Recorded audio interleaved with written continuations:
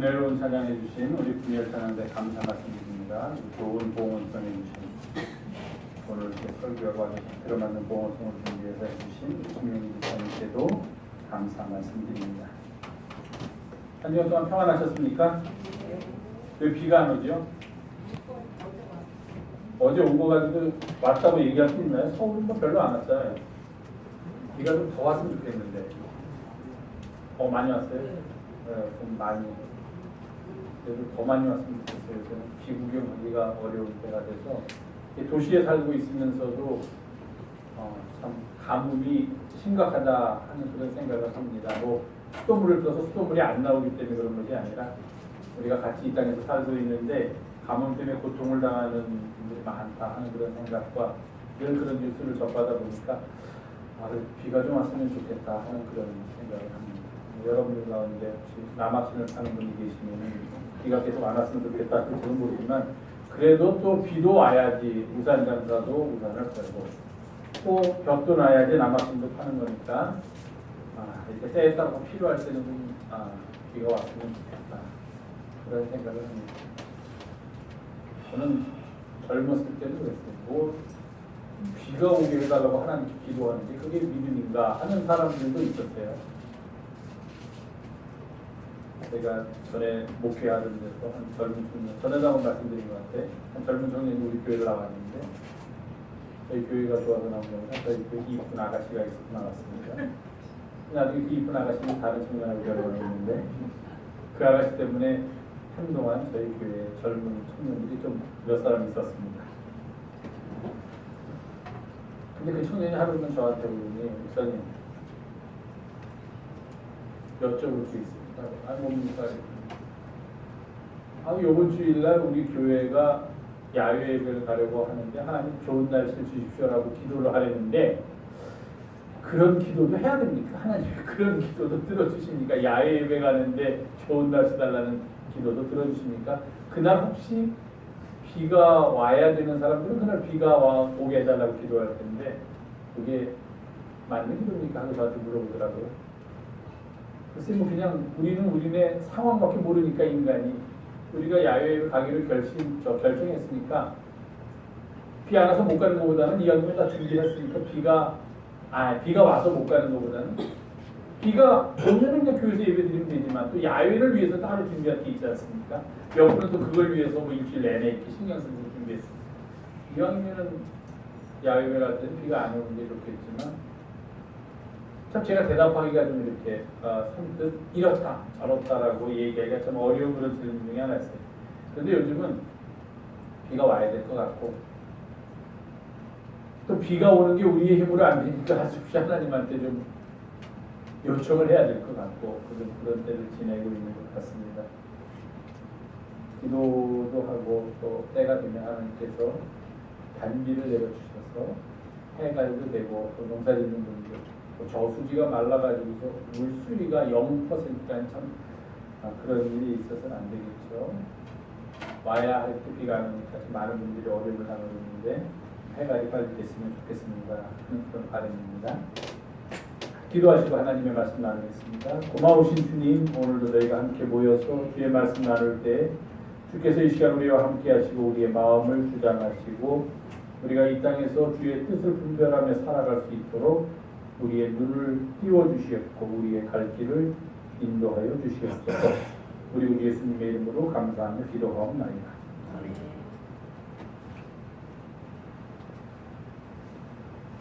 지난주에 무슨 설교했는지 혹시 기억나세요? 무슨 설교했지 제가? 네? 언약궤가 어떻게 됐다고 설교했죠? 아주 그 설교의 완전한 요약입니다. 설교의 아주 그냥 아주 최적의 요약인데 언약궤만 있으면 다냐라는 설교를 했죠 제가 지난주에. 그 본문이 어디였는지 혹시 기억나세요? 사무엘 하 15장. 이거 누가 이렇게 잘 알아? 24절에서 29절까지. 근데 오늘 본문은 어디예요? 사무엘 하 15장. 그 어떻게 더 먼저 있어요? 오늘 본문이 더 앞에 있죠. 그리고 지난주에 설교했던 본문이 더 뒤에 있죠. 우리 목사님이 왜 이렇게 뒤집박죽으로 설교를 하니까 이왕 설교하시면 성경 본문에 있는 대로 앞에 거 먼저 설교하시고 그 다음 뒤에 거 설교하시지 왜 이렇게 뒤집었을까라고 궁금해하시는 분이 혹시 계실지 모르겠는데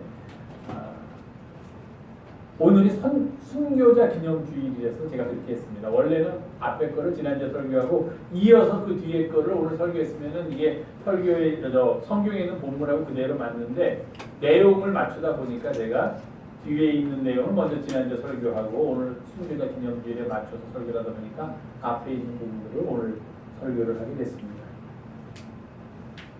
오늘은 순교자 기념주일입니다.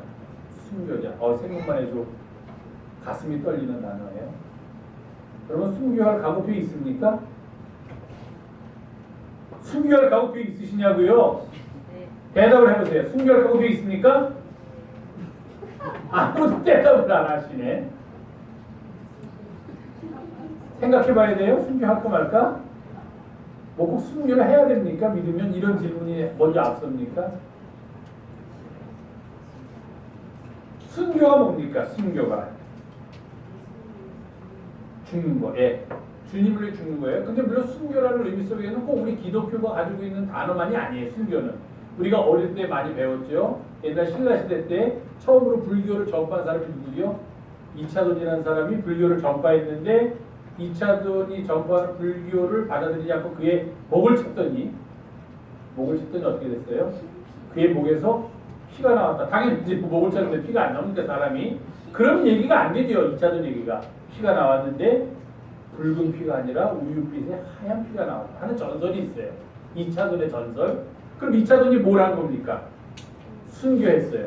그 주님을 위해서 순교한 건 아닌데 자기가 믿는 믿음을 위해서 목숨을 바쳤어요. 그러니까 자기가 믿는 믿음이나 자기가 믿는 뜻, 자기가 믿는 생각을 위해서 목숨을 바치는 것을 우리가 보통 순교라고 하는데 혐의로 좁은 의미로 얘기하면 종교에서 자기가 믿는 종교적인 사상을 위해서 목숨을 바치는 것을 순교라고 하고 우리들이 사용할 때는 더 좁은 의미로 들어가서 지금 말씀하신 대로 주님을 위해서 내 목숨을 바치는 것을 순교라고 합니다.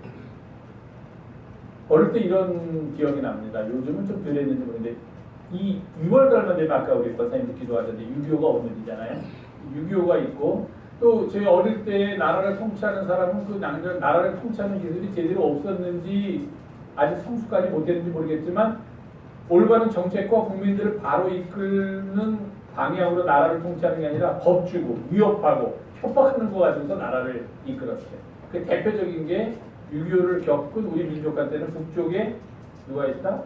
빨갱이가 있다. 공산당이 있다. 6월달만 되면 열심히 글짓기 대회, 사생대회를 했습니다. 주제는 반공방책입니다. 기억나세요? 그래서 우리가 어릴 때 항상 이북에 살고 있는 사람들의 얼굴을 그리면서 그의 얼굴에 우리가 어릴 때 동화책에서 봤던 도깨비의 얼굴을 이북에 살고 있는 사람들의 북한에 살고 있는 사람들의 얼굴로 그렸어요. 머리 시뻘겋고 우선 시뻘겋어야 됩니다. 그리고 머리에는 뿔이 나 있고 손에는 도깨비들이 들고 있는 창을 갖고 있는 게 누구냐면 북한 사람. 북한 사람들은 시뻘겋고 뿔이 있고 창을 가지고 있고 그 뿔과 창으로는 늘 우리 남한 사람들을 왜 그랬는지 6.25 때문에 그랬지만 남한 사람들을 죽이려고 해. 다른 외적이 아니야. 바깥 사람들이 아니야. 같은 생각을 갖고 같은 언어를 사용하고 비슷하게 생긴 남한 사람들을 겨누고 있고 또 그러다 보니까 우리 남한 사람들은 바깥에 있는 다른 나라 적이 아니라 그 북한 사람들이 우리의 주적이 돼가지고서 겨누고 있고 어릴 때 그거 가지고서 그림도 그리고 포스터도 늘 그려가지고 그 포스터 안 그려가서 혼나기도 하고 미술 시간에 다 못하면 숙제를 집에 가서 해와야 되는데 놀다가 안에 가서 혼나기도 하고 뭐 갑자기 어느 날은 소풍 간다고 좋아했더니 100일장 하는데 그런 이야기를 했습니다. 뭐 그래서 나온 유명한 얘기가 있지 않습니까? 이승복 어린이 기억나시죠? 이승복 왜 기억나죠? 나는 공산당이 싫어요 하고 죽었다. 근데 나중에 밝혀졌지만 그것도 나라에서 꾸민 이야기가 아닌가 하는 이야기가 많이 나왔어요. 실제로 이승복이라는 어린아이는 있지도 않았고 그 이승복 어린아이를 그렇게 죽였을 때 그 아이가 그냥 나는 죽어도 한 11살인가 그랬더니 11살 되는 애한테 그렇게 위협을 하는 사람들도 참 정신이 나간 사람들이지만 물론 자기가 살려고 했다고 할 수 없지만 또 그렇다고 11살짜리는 거기서 용감하게 나는 공산당이 싫어요 하고 죽었다는 것도 뭔가 들으면은 이게 만들어낸 얘기 같다 하는 생각이 듭니다. 어쨌든 그럴 경우에 우리는 그런 어린아이를 가르쳐서 이 순교자의 반열에까지 올려놨습니다. 한도만. 요즘은 안 그래요. 그 이야기가 꾸며진 얘기일지도 모른다 하는 얘기가 퍼지면서 그만 불쌍한 우리 승복이는 그냥 그렇게 죽은 걸로 끝나고 말았지만, 그럴 경우에는 사람들이 순교했다는 단어를 비슷하게 붙입니다. 그러면 이렇게 하면 우리는 주님을 위해서 순교한다 이렇게 얘기를 하면은 지금 다 겁을 내는 거예요. 그러면 예수를 믿는다고 그러면 너를 죽이겠다 하는 위협이 왔을 때 나는 그래도 예수를 위해서 살겠습니다 라고 소리치고서 죽는 사람, 그런 사람을 가리켜서 순교자라고 한다면 그런 순교의 길에 과연 우리가 들어갈 수 있겠습니까?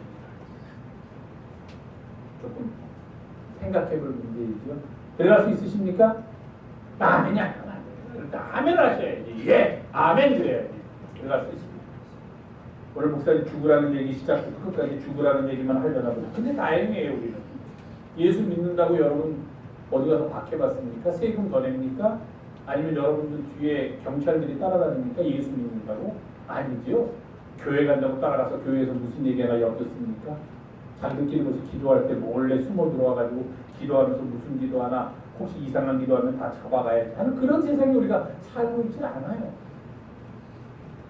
그러니까 우리는 순교라는 단어가 와닿지 않는 세상에 살고 있습니다. 우리가 나만 지금 여기 대한민국에 살면서 순교할 이유가 뭐가 있겠습니까? 순교할 이유가 없어요. 복음을 위하여 죽을 이유가 없다는 거예요. 그렇다면 무엇이냐? 순교란, 지금의 우리에게 걸맞는 순교란 뭐냐면 복음의 진리를 부둥켜 안고 살아가는 것. 그게 거의 순교자의 각오로 살아가는 것이다. 순교는 내 목숨을 버리는 것일 수도 있지만 내 삶에서 가장 소중한 것을 내려놓고 그 소중한 것이 있어야 할 자리에 주님을 놓고 살아가는 것. 저는 그 정도로 살아가면 그 사람은 이미 순교자적인 삶을 살고 있다라고 이야기할 수 있다는 거예요. 대부분의 사람들이 그렇잖아요. 그런 척해요. 주님이 있어야 할 자리에 다른 것을 올려놓지 않고 나는 주님을 모시고 있습니다라고 말들 하는데 우리는 모두는 다 그렇지 않아요. 주님은 저 밑에 저 옆에 밀어놓고 내 삶의 가장 중요한 자리, 중심이 되는 자리에는 주님이 아니라 다른 것을 거기다 올려놓고 그것을 섬기면서 그것을 떠받들면서 살고 있어요. 그러니까 그런 경우에는 순교자적인 삶은 아니에요.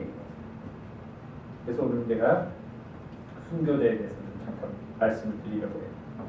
다행이죠. 그리고 죽으라는 얘기는 안 할 것 같으니까 지금 분위기를 보니까 목사님이 우리 다 나가서 순교합시다 그러면서 죽읍시다 할 얘기는 안 할 것 같으니까. 사무엘하, 지난주에도 말씀드렸지만 이스라엘 역사입니다. 아주 재밌는 이스라엘 역사. 특히 이 15장을 중심으로 앞뒤를 보면 아주 흥미진진해요. 제가 만약에 어디 가서 붕괴를 할 기회가 있으면은 사무엘하 15장만 가지고서도 한 서너 시간 정도, 서너 번의 예배를 할 만한 설교 거리도 들어있고 또 그럴 이야기를 듣기에 아주 재미있고 흥미진진한 내용들이 들어있는 게 사무엘하 15장입니다. 사무엘하 15장의 주제를 압축해서 말하면 다윗에 대한 압살롬의 반란입니다.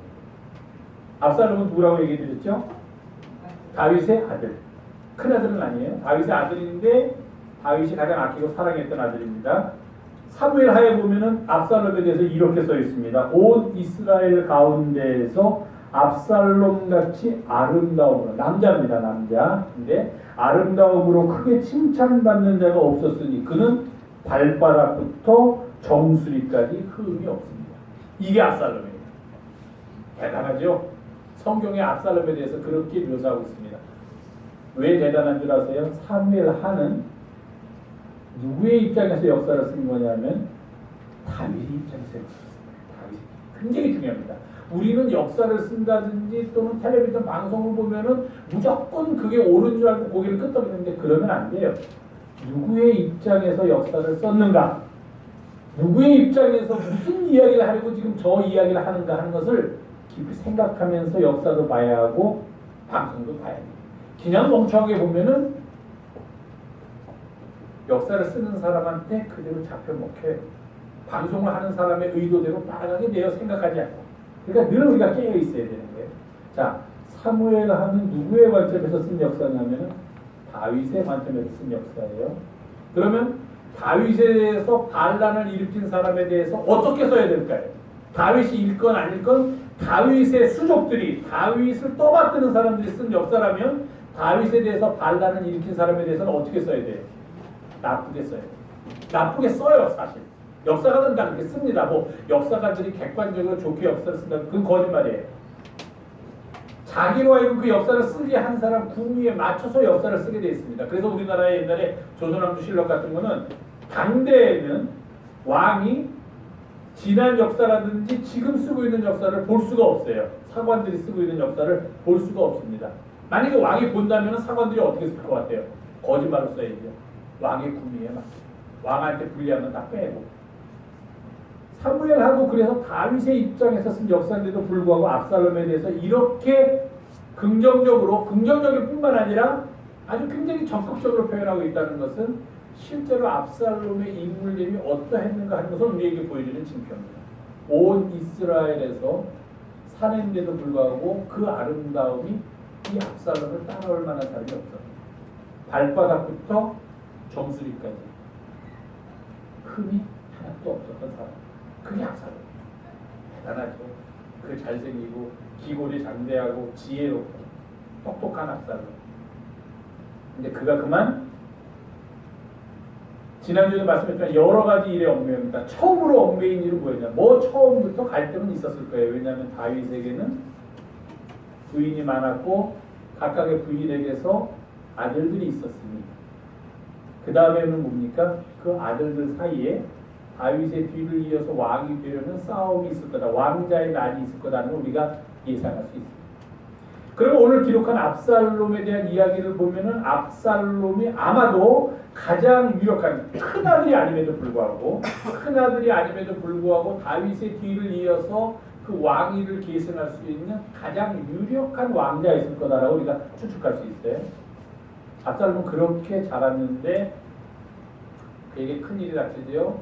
자기 같은 어머니에게서 태어난 자기의 누이 동생 다말이라는 누이 동생이 있는데 압살롬이 아주 아끼는 누이 동생을 다른 이복형인 암논이라는 사람이 다말을 겁탈하니까 그 암논을 죽이는 과정에서 여러 가지 일들을 겪으면서 그만 다윗의 신복들에게 다윗의 신하들의 눈에 벗어나게 됩니다. 그래서 그 소문이 다윗에게 들어가서 압살롬은 오랫동안 밖으로 쫓겨나게 되죠. 그러다가 다윗이 압살롬을 너무 사랑한다는 것을 안 그 부하들에 의해서 압살롬이 다시 돌아오게 되는 것. 제가 지난주에 그 이야기는 다 드렸으니까 설명하지 않겠습니다. 돌아왔는데 거기서 문제가 생긴 거예요. 다윗을 따르던 무리들 중에 돌아온 왕자 압살롬을 추종하는 사람들의 세력이 점점 늘어가기 시작하니까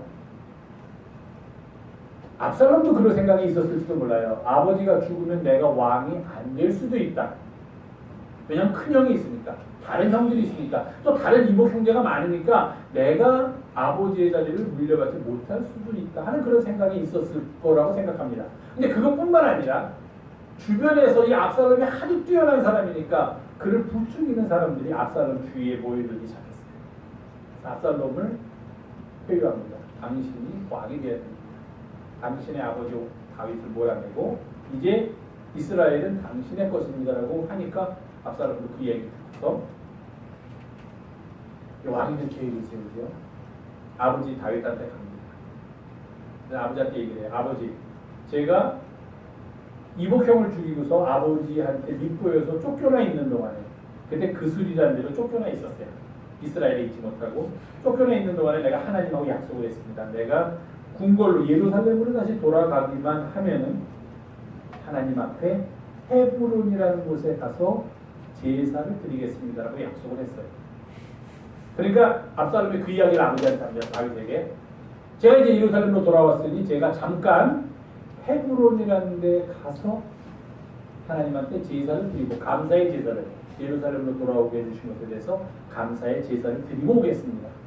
다윗이 들으니까 별로 이상한 얘기 아니잖아요. 그래 네가 그렇게 하나님한테 서원을 했으면 하나님하고 약속을 했으면 꼭 지켜야 되니까 헤브론에 다녀오라. 헤브론이라는 데가 참 아주 애매해요. 헤브론은 당시 예루살렘의 뒤를 이어서 제2의 지역이 헤브론입니다.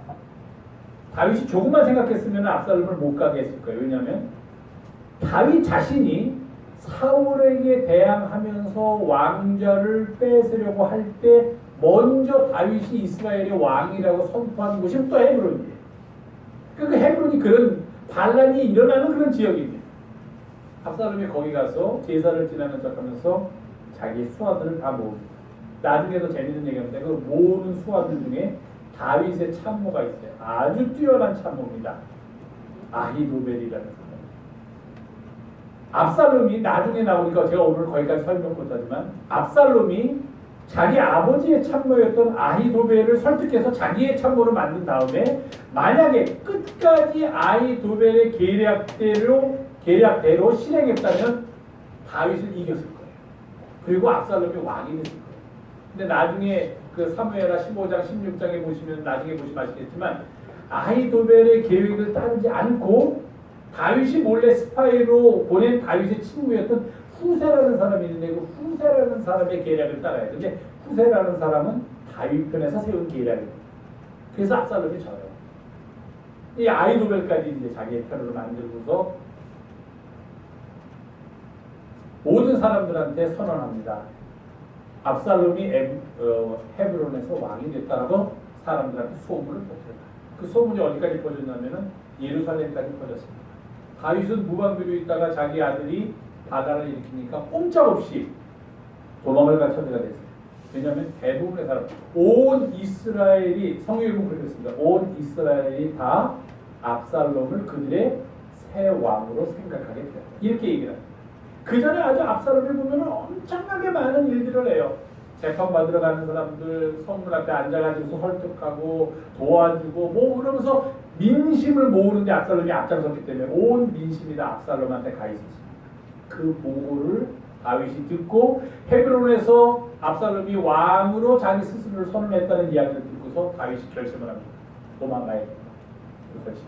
지금의 상태로는 싸워서 도저히 압살롬을 이길 수 없다 해서 자기의 신복들을 모아서 예루살렘 성을 빠져나와서 그들이 지금 헤브론에서 예루살렘으로 진군하고 있으니까 그들이 미처 쫓아오지 못할 시간에 시내가를 건너가지고 광야 쪽으로 가면은 거기서 좀 전력을 다시 다지면은 거기서는 압살롬의 군대와 다윗의 군대가 맞서 싸울 수 있겠지만 지금 예루살렘 성전에 그대로 있다가는 압살롬의 군대의 그 용맹함을 우리가 당해내지 못하고 여기 있는 사람들이 모두 다 죽임을 당할 것이다 라고 다윗이 생각을 합니다. 그래서 다윗이 거기서 도망가자 그렇게 명령을 내립니다. 그를 따르시면 그래서 지난주에 말씀드렸던 그 제사장 사독이 언약궤를 들고 나갔다고 제가 지난주에 말씀드렸죠. 또 그 앞에 있는 얘기 도망가자. 그리고 나를 따르는 사람들이 그대로 여기 예루살렘 궁전에 남아있다가는 압살롬의 군대에 의해서 전부 목숨을 잃게 될 터이니 나를 따르고 나에게 충성스러운 사람들은 내가 다 데리고 가야겠다. 그냥 그렇지 않고 보통 시민들은 서민들은 그냥 살아도 되지만 내 밑에서 나한테 충성을 다하고 지금 압살롬에 대해서 싸울 만한 사람들은 내가 다 데리고 나가야겠어. 그들 다 데리고 나가. 궁궐에서 급히 나왔어요. 급하게 아주 도망을 가고 있습니다. 급히 나오면서 이제 조금 떨어진 대로 자기를 따르는 무리들을 다 데리고 와서 세우고서 잠깐 쉬면서 누가 왔나 한번 이렇게 다윗이 둘러보게 됩니다. 그게 오늘 본문 바로 그 앞에 있었던 얘기예요.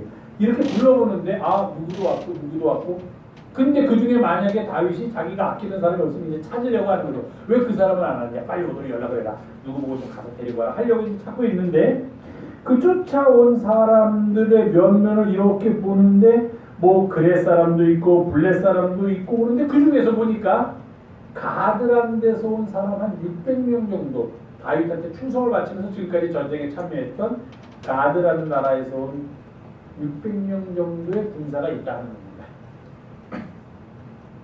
그리고 그 군사의 우두머리격인 이때라고 하는 사람이 거기에 속해 있다 하는 게 오늘 본문 이제 시작입니다.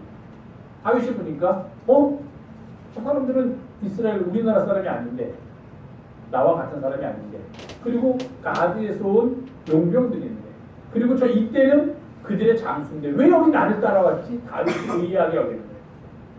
당시 블레셋은 5부족이 있었습니다. 5부족이 있었는데 그 부족의 하나가 아스돗, 가사, 아글론, 또 에그론, 가드 이렇게 5개의 부족이 있었어요. 블레셋도.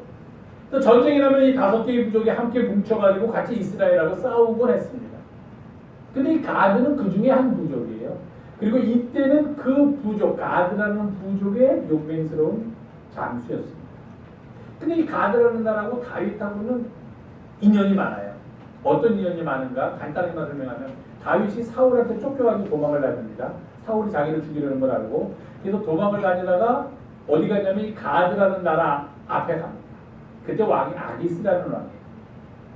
그 앞에 가가지고서 이제 자기 우리 요새 말하면 망명을 하려고 해요. 가드로 망명을 하려고 했더니 아기스의 부하들이 큰일 납니다. 저 다윗이라는 사람 데렸다 우리나라에 들였다가는 큰일 납니다. 절대로 들이지 마십시오. 여태까지 들려온 소문에 의하면 이스라엘에서 지금 이스라엘의 왕이 사울인데 사울은 천천히요 다윗은 만만이라는 소문이 퍼지고 있는데 그 소문의 주인공이 바로 다윗입니다. 지금 만약에 왕께서 조금 너그러운 마음으로 저 다윗을 우리나라로 들였다가는 다윗이 왕이 당신을 죽이고 우리나라를 전부 빼앗아갈 수 있는 사람이니까 절대로 들여서는 안 됩니다. 아니 들이지 않는 것이 아니라 지금 도망온 것 같으니까 우리 군사들을 다 동원해가지고서 다윗을 칩시다. 그렇게 가드의 왕의 부하들이 가드 왕 아기스에게 이제 조언을 올립니다. 그랬더니 그 소문을 듣고서 다윗이 어떻게 해요? 미친 척합니다. 성문 앞에 가서 침을 질리면서 전혀 용맹스러운 그런 장수 같지 않게 헛소리도 하고 거기서 뭐 그냥 별 사람들이 보기에 웬 미친 X가 있나 할 정도로 그런 일을 해요. 그러니까 아기스가 보서 아니 저런 저 정신 나간 사람한테 내가 뭘 두려워하느냐. 우리나라로 들이지 말게 할 것 그것만 해라. 뭐 가서 우리가 칠 필요도 없다. 지금 좀 봐라. 너희들도 미친 사람 아니냐. 하나님 관심이 목숨을 부자는 게 그렇게 안 돼. 그러고서 다윗이 계속해서 사울을 쫓아오니까 몇 번 사울을 죽일 수 있는 기회에도 죽이지 않고 도망다니다가 다시 가드에 가서 망명을 하러 갑니다. 그랬더니 그때는 받아들여요. 이미 이스라엘에서 사울이 다윗을 죽이려고 한다는 소문이 다 퍼졌기 때문에 정말로 다윗이 어려움을 당하고 있구나. 그러나 그가 용맹스러운 장수이라는 걸 알기 때문에 그 가드의 아기스라는 왕이 다윗을 받아들입니다. 그래서 거기서 또 한 땅을 아기스한테 받아가지고 다윗이 거기를 통치해. 그러다가 그 가드가 속해 있는 블레셋과 이스라엘과 전쟁이 일어납니다. 그랬더니 아기스가 생각하기에 다윗이 용맹하니까 다윗을 맨 앞에 내세워서 전쟁을 하면 우리가 이길 수 있겠구나라는 생각을 하는데 다른 부족들이 반대를 해요. 다른 유대인 부족들이 안 됩니다. 다윗은 이스라엘에서 온 유대인, 이스라엘 사람이니까 그를 맨 앞에 내세워서 전쟁을 했다가는 오히려 우리가 무슨 일을 당할지 모릅니다. 라고 얘기를 해서 이제 아기스가 다윗을 전쟁에 못 나가게 합니다. 그러면서 다시 이제 다윗이 돌아와서 사울이 죽고 다윗이 왕이 됩니다. 그런 나라가 가드예요. 그러니까 다윗하고 아주 긴밀한 관계에 있고 그렇게 다윗이 가드에 가 있는 동안에 제가 추측하건지 아마 그 가드에 있는 용감한 장수 한 사람을 다윗이 아주 친한 친구로 사귀었는데 그 사람이 아마 이때가 아니었는가 그런 생각입니다. 그럼 이제 다윗이 돌아와서 이스라엘에 돌아와서 왕이 되려는 과정에서 자기를 따르는 부대로만 부족하니까 당시에는 그랬습니다. 밖에 있는 부족들에게서 외인 부대라고 하는데 용병들을 샀어요. 그러니까 돈을 주고서 대신 전쟁을 치러주는 용병들을 이스라엘 사람이 아닌 밖에 있는 부족들에게 샀습니다. 그 중에 한 사람으로 온 게 바로 가드에서 온 이때를 따르는 이 부대였습니다. 그러니까 이때는 이미 다윗이 가드에 와서 머무르는 동안에 다윗의 용맹스러움을 알고 한마디로 말하면 다윗을 내 주군으로 모시기에 부족함이 없는 사람이다 하는 그런 생각을 가지고 있었던 거예요. 그 다윗이 가드를 떠나서 자기 나라로 돌아가서 왕이 되려고 하고 그런 와중에 많은 군사를 필요로 하니까 가드에 있던 이때가 자기를 따르던 용감한 부대 여기는 600명이나 나와 있는데 600명을 데리고서 다윗에게로 옵니다. 그래서 다윗한테 요청을 합니다. 내가 이제부터 왕 당신을 위해서 충성을 다해서 전쟁에 나가서 싸우고 용맹스럽게 할 터이니 우리를 받아주십시오 해가지고 다윗이 이때를 받아들이고 그래서 이때 그리고 그를 따라온 가드의 용사들이 아주 용맹스럽게 다윗을 위해서 싸워줘서 다윗이 사울을 이어서 이스라엘의 왕이 될 수 있습니다. 그런 사연이 있습니다. 여러분 아시겠지만 다윗의 부인 중에 바세바라는 여인이 있죠. 바세바의 남편이 누구냐 우리아라는 사람인데 그 우리아도 이스라엘 사람이 아니고 그 용병 중에 한 사람이었습니다. 이때도 그런 용병 중에 한 사람이었습니다. 근데 그 이때가 있는 거예요. 같이 도망가려는 무리 중에 다윗 생각하니까 저 이때는 이스라엘 사람도 아니고 돈을 받고서 전쟁을 하는 용병이니까 왜 여기 있지? 지금 나하고 같이 가는 것은 고난의 길이고 정처 없는 길이고 이것은 쫓겨나는 길이고 가도 아무런 희망도 없는데 왜 저 친구는 나를 따라오려는 걸까 하는 생각을 하게 됩니다. 다윗이. 그래서 그 이때를 불러요. 아니 너는 우리나라 사람도 아니고 용병으로 와서 지금 나를 도와줬는데 너는 용병이기 때문에 지금 압살롬이 있는 예루살렘 성으로 돌아간다고 하더라도 또 압살롬 밑에서도 같은 대우를 받으면서 압살롬을 위해 싸우려도 아무도 이상하게 보지 않는 그런 용병이라는 거예요. 왜냐하면 그때나 지금이나 용병들은 돈을 받고 사는 사람들이겠습니까? 그러니 괜히 위험스럽게 압살롬의 군대에 추격을 당하는 위치에 있기보다는 차라리 돌아가서 새 왕 압살롬을 섬기면서 거기서 좀 더 편안하고 안전한 생활을 하든지 아니면 다시 너희 나라 가드로 돌아가든지 그래도 되는데 왜 굳이 나를 쫓아오려고 하느냐. 그렇게 이때한테 지금 얘기를 하고 있는 겁니다. 그러면서 그와의 맺은 인연을 생각해요. 내가 너와 인연을 맺어서 네가 나를 도와서 이 이스라엘로 와가지고서 함께 전쟁에서 싸워준 게 엊그제일 같다. 우리가 언제 엊그제일 같다고 합니까? 헤어지기 아침. 엊그제 같은데 이렇게 지금은 또 헤어질 때가 되었구나. 내가 좋은 일이 생겨가지고 더 영토를 넓히기 위해서 전쟁에 나가고 승리하는 자리라면 당연히 내가 너를 데리고 가겠지만 나는 이제 정처 없이 아들 발람에게 쫓겨서 광야로 들어가는 그런 상황인데 굳이 거기까지 나를 따라오면 너와 너를 따르는 이 무리들에게는 고난의 길일 뿐만 아니라 목숨을 내놓을지도 모르는 그런 길이 될 것이다. 그러니 너희들은 나를 따라오지 말고 압살롬한테 가도 너희들을 받아줄 거야. 원래 용맹 아니까 압살롬한테 가든지 아니면 너희 나라 본부 가기로 돌아가든지 그렇게 해라. 그러니까 다윗이 이야기하고 있는 겁니다. 그랬더니 이때가 그 말을 듣고서 대답하는 게 바로 오늘 본문에 나옵니다. 주님께서 여호와께서 살아계심과 왕이 살아계심으로 맹세하옵나니 왕께서 가시는 곳이라면 어디든지 어디에 계시든지 내가 사나 죽으나 그곳에 함께 있겠습니다. 이때는 이스라엘 사람도 아닙니다. 굳이 그 죽음의 길에 다윗하고 동행할 이유가 없습니다. 그냥 차라리 압살롬의 군대 예루살렘 성으로 들어가서 압살롬한테 내가 지금까지는 당신의 아버지인 다윗 왕을 위해서 돈 받고 내가 열심히 싸웠지만 이제는 내가 당신이 새로운 이스라엘의 왕이 되었으니 당신을 위해서 내가 열심히 싸우겠습니다. 내 부하와 나를 받아주십시오 하면 충분히 압살롬이 받아줄 수도 있는 그런 상황에 있었는데도 불구하고 다윗을 따라간다는 것은 그 압살롬 군대에 의하여 오히려 죽임을 당할 그런 위험 속에 들어간다는 것을 이때가 너무도 잘 알고 있음에도 불구하고 이때가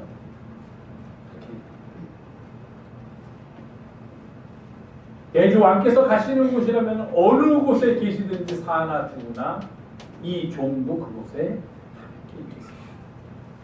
성경에는 참 많은 사람들이 나옵니다. 다윗의 이야기에도 많은 사람이 나옵니다. 그런데 어떤 사람들은 끝까지 충성을 다하는 사람이 있는가 하면 어떤 사람들은 자기의 이익을 위해서 털에 딴 그런 사람들이 있습니다. 대표적인 사람이 시바라는 사람이 있습니다. 시바는 누구냐면 사울의 아들이 누구죠? 오늘 좀 성경 공부를 해야 되는데 사울의 아들이 요나단. 응? 알죠? 요나단? 기억나죠? 요나단? 요나단의 아들이 누구죠? 사울의 손자입니다. 이름 모르세요? 무비보셋이라는 사울의 손자가 있었어요. 아직 살아있습니다. 근데 사울왕이 죽었다는 소식을 듣고 도망가다가 유모가 그만 그를 떨어뜨려가지고서 다리 한쪽을 저는 사람이 무비보셋이. 근데 원래라면 다윗이 왕이 되고 사울 집안 사람들은 모조리 죽여야 돼요. 그렇죠? 모조리 죽여야 돼요. 후환을 없애기 위해서. 근데 다윗 왕이 너그럽고 근데 무비보셋, 사울의 손자인 무비보셋. 아마도 요나단과의 친분 때문에 그랬을 거예요. 요나단의 아들이니까. 무비보셋을 살려뒀는데 그 무비보셋의 신하 중에 시바라는 아주 나쁜 놈이 있었어요. 나쁜 놈. 그러니까 이 나쁜 놈이 다윗이 광야로 들어가가지고서 이렇게 사람을 찾아보는데 아무 시바가 나타납니다. 나타나더니 다윗왕한테 또 막 이렇게 좀 아첨을 해요. 그러니까 다윗왕이 야 너의 주인인 무비보셋은 지금 어디 있느냐? 그렇게 물어본 거예요. 시바한테. 그랬더니 시바가 뭐라 그러냐면 왕시여, 왕께서 압살롬을 피해서 도망간다는 소식이 들리니까 우리의 주인인 무비보셋은 이제 예루살렘은 다 내 것이다. 다윗이 여기를 비웠으니 다음에 왕은 나다. 그러면서 예루살렘이 그냥 남아 있습니다. 거짓말한 거예요. 무비보셋이 다윗을 따라가려고 했는데 원래는 이 시바가 중간에서 이간질 해가지고 못 따라오게 해요. 이 다리를 저는 사람이 다윗을 따라가려면 거기에 상응하는 조치를 옆에 사람이 해줘야 되는데 그것을 시바가 해줘야 되는데 안 해준 거예요. 그렇게 이간질을 해놓고서 나중에는 또 다윗왕한테 해가지고 자기가 무비보셋을 잘 모신 것처럼 하고 그런 사람들이 계속해서 등장을 합니다. 시바만이 아니에요. 신약에 오더라도 예수님의 12제자 중에 가장 수제자로 했던 베드로도 결국 주님을 배반하지 않습니다. 다른 유다도 예수님을 3년 동안 따라다녔지만 결국은 은 30에 자기와 생각이 다르다고 예수님을 팔지 않습니다. 끝까지 주님과 함께 동행하고 그 길을 걷는다는 것은 참으로 어려운 길이다 하는 거예요. 힘든 일이다 하는 거예요. 순교자의 각오라는 것은 무엇인가? 끝까지 변치 않는 마음으로 오직 주님만을 따르겠습니다 하는 게 순교자의 각오. 그게 순교자의 길이에요. 무슨 순교자가 된다고 해가지고서 내 목숨을 내놓는다든지 또는 우리가 생각할 수 없는 그런 고통스러운 상황에 들어간다든지 하는 것뿐만이 아니라 우리에게 있어서 순교자의 각오로 순교자의 길을 간다는 것은 내가 주님과 함께 가겠습니다. 주님과 함께 그 길에 있겠습니다라고 그렇게 결심을 했으면 끝까지 변치 않고 그 길에 머물러 있는 그것이 바로 순교자의 삶을 사는 사람들의 모습이다. 그러기 위해서는 우리가 필요한 게 있어요. 제일 중요한 건 무엇이냐면 주님이 어디 계신지 알아야 돼요. 여기 뭐 어디 있으면 내 주께서 내 주 왕께서 어느 곳에 계시든지 이 종은 그곳에 있겠습니다. 먼저 주님이 어느 곳에 계신지 알아요. 세상에 보면은요 똑같이 기독교라는 이름으로 십자가라는 이름으로 십자가를 메고 십자가를 들고 찬송을 부르면서 나오는 사람들이 전혀 다른 길을 걷는 것을 우리가 지난해부터 올해까지 너무나도 많이 봐왔습니다. 똑같이 주님을 믿고 똑같이 주님의 제자라고 스스로 얘기하는데 한 사람들은 이쪽 편에 서 있고 다른 사람들은 저쪽 편에 서 있어요. 전혀 다른 쪽에 서 있어요. 한 사람들은 이쪽에 주님이 계시다고 그러고 다른 사람들은 저쪽에 주님이 계시다고 합니다. 이렇게 서 있는 게 내가 주님을 위해서 목숨을 바치는 거라고 해요. 어떤 사람들은 이쪽에 서 있는 게 순교자의 각오로 살아가는 것이라고 합니다. 그러니 우리가 순교자의 각오로 살아간다는 것은 제일 먼저 주님이 어느 쪽에 계신지를 분별할 수 있는 눈이 우리한테 있어야 돼요. 영의 눈이 띄어져야 합니다. 엉뚱한 곳에 가서 주님이 계시지 않은 곳에 가서 아니 오히려 주님이 반대하는 곳에 가서 나는 주님을 위해서 목숨을 바치고 삶을 바치겠습니다 하면서 그곳에 가서 거기에 주님이 계신 줄 알고 살면 그것은 아주 잘못된 거예요. 순교자의 삶을 순교자의 각오로 살아가기 위해서 제일 먼저 필요한 게 주님이 어디 계신지를 알아야 한다. 깨어 있어야 한다는 바로 보고 바로 살아야 한다는 진정으로 주님의 사람으로 주님의 제자로 살려면 주님께서 계신 곳에 우리도 함께 있어야 하고 그리고 그곳에서 내가 살든지 죽든지 주님의 길을 따르겠습니다. 그렇게 고백을 해야 돼요. 자, 주님이 어디 계십니까? 동쪽에 계십니까? 서쪽에 계십니까? 앞에 계십니까? 뒤에 계십니까? 우에 계십니까? 좌에 계십니까? 좌에 계십니까? 아니, 우에 계세요. 주님이 계신 것을 먼저 알아야 되는데 주님이 계신 곳은 동도 아니고 서도 아니고 좌도 아니고 우도 아니고 주님이 계신 곳이 어디인가 그것을 먼저 알아야 돼요.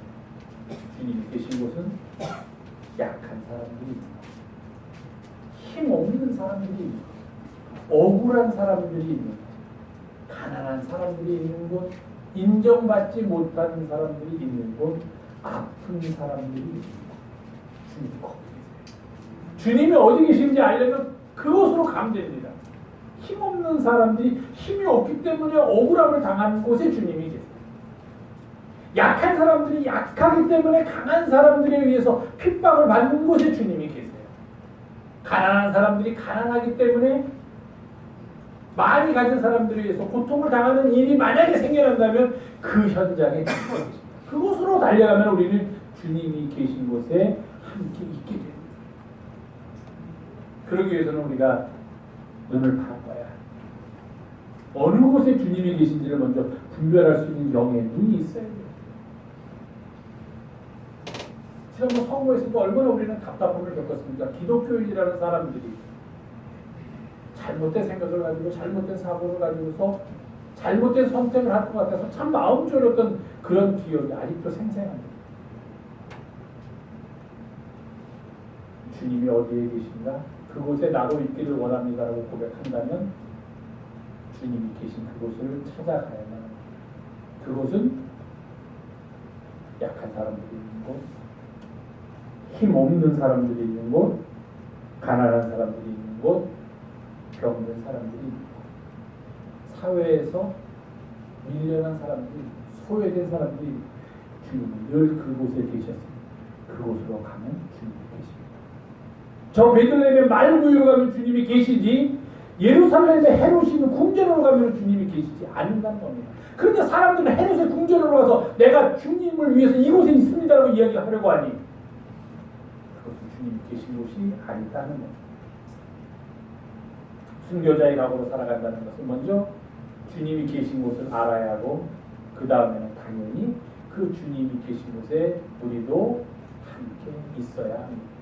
요한 웨슬레이가 말했습니다. 이 세상에서 가장 좋은 것이 무엇인가? 그것은 하나님이 우리와 함께 계시다는 것이다.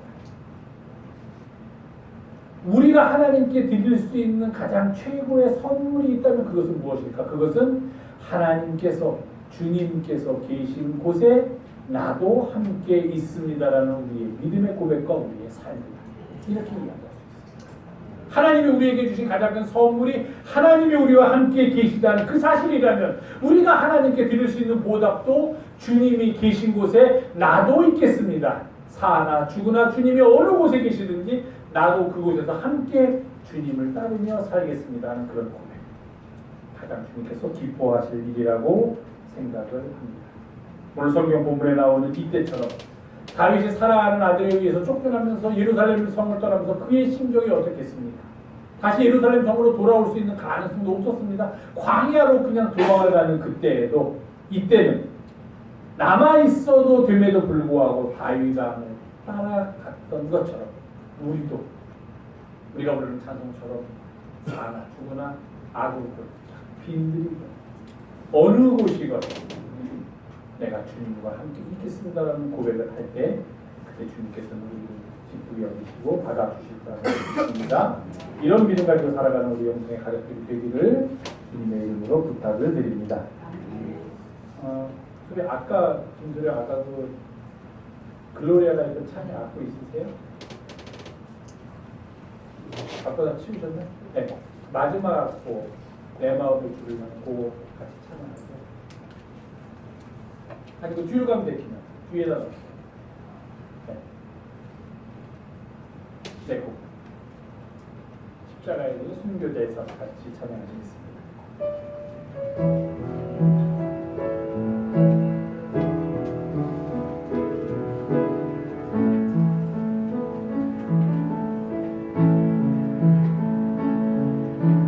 내 마음에 주를 향한 사랑이 나의 말에 주가 주신 진리로 나의 눈에 주의 눈물 채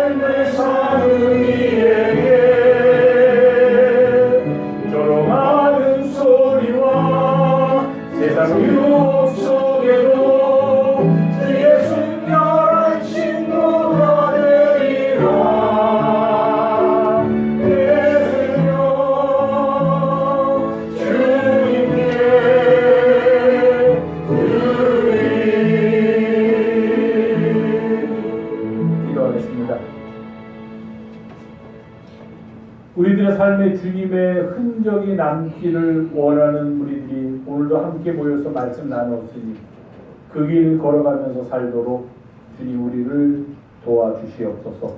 우리 구 예수님의 이름으로 기도하옵나이다. 아멘. 성령 강림 후 제6번째 주일, 제3번째 주일 예배 함께 하신 우리 교우들 모두에게 성령께서 베풀어